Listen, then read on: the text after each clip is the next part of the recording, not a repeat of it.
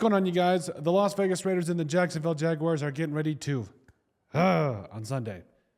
They're going to play each other in football. I should have just led with that. But basically, the season's lost for the Raiders at this point. We get it. But also, there is still some things to play for. Now, I know what you're thinking. Being eliminated from the playoffs, 2-12 right now, last place potentially battling for that first overall pick in 2025. Colton, what are we playing for? Well, I think that especially with all of the questions surrounding the franchise, I think there's a lot that players are specifically playing for. And I also think that even the coaching staff with Antonio Pierce and company, obviously they're still coaching for a lot, right? And who knows what will happen? Will they get another chance following this season? That's really the big question. But overall, we're not here to speculate on that, but what we are here to say is, we have a preview now for the Jaguars where we give 10 keys to a Raiders win. Not even a win. Apparently, I can't even spell win. Not even a win, but a list of things we'd like to see. Let's put it that way. Because overall, again, we understand that this team is tanking for that quarterback of the future, or honestly, BPA. And I understand all of that. There we go. Now, as I correct that.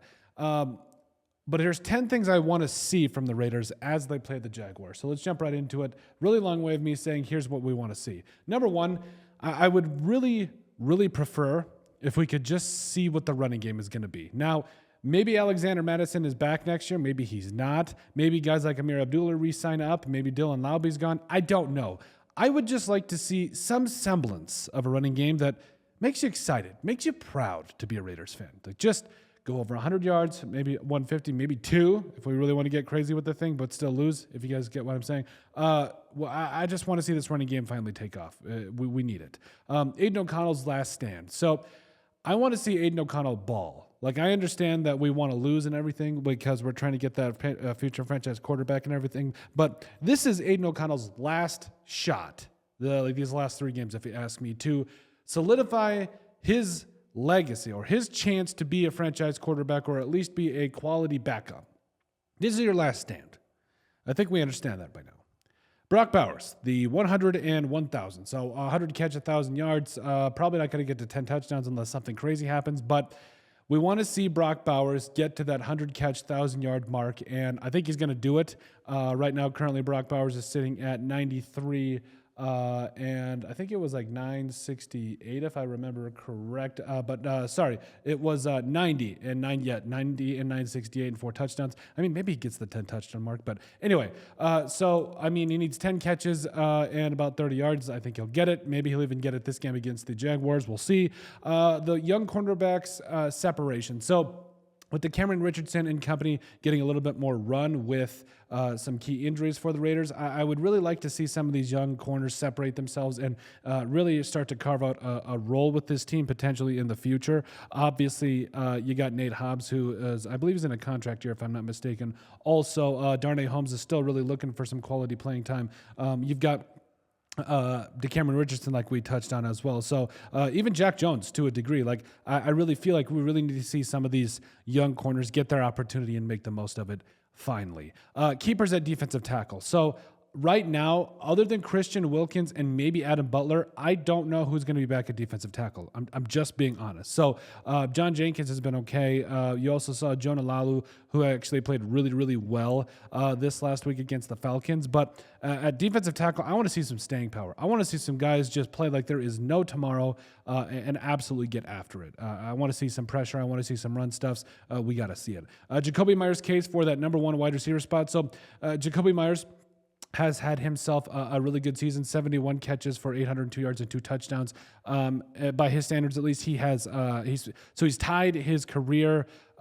He's tied what he had last year, with the Raiders with 71 catches. We still have a couple of games left to go, but also I think he's even missed some time, if I'm not mistaken, as well. But at the end of the day, Jacoby Myers is in a spot where he is on track to have a career best in catches and in yards.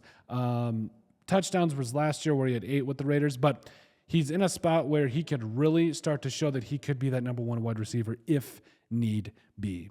Again, number 8, solid play but no win. I don't think the Raiders need to necessarily win this game, but I want to see all these different things happen where the Raiders, they play solidly, they still stay in contention for that number 1/number 2 overall spot in the 2025 NFL draft. Because again, I do think that there are, outside of those 2 quarterbacks, there's a steep drop off.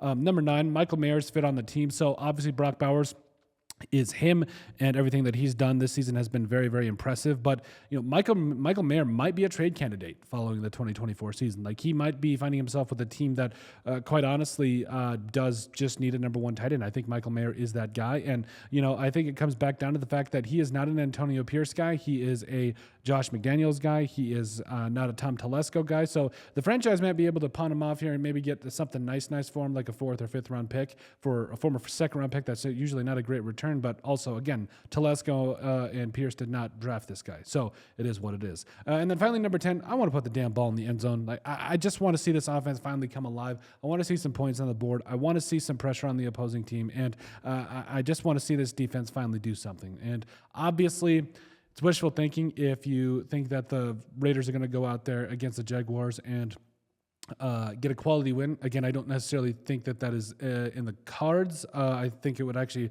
be more of a detriment to them at this current moment in time. However, I would really like to see just play a solid game. Get yourself out there. Allow yourself the opportunity to really show what you could potentially do for this team in 2025 and beyond. But overall, let us know what you guys think about our Raiders versus Jaguars preview, our 10 keys to a Raiders win, or WN, as we like to say. But make sure you guys like, comment, and subscribe down below, and we'll see you in the next video.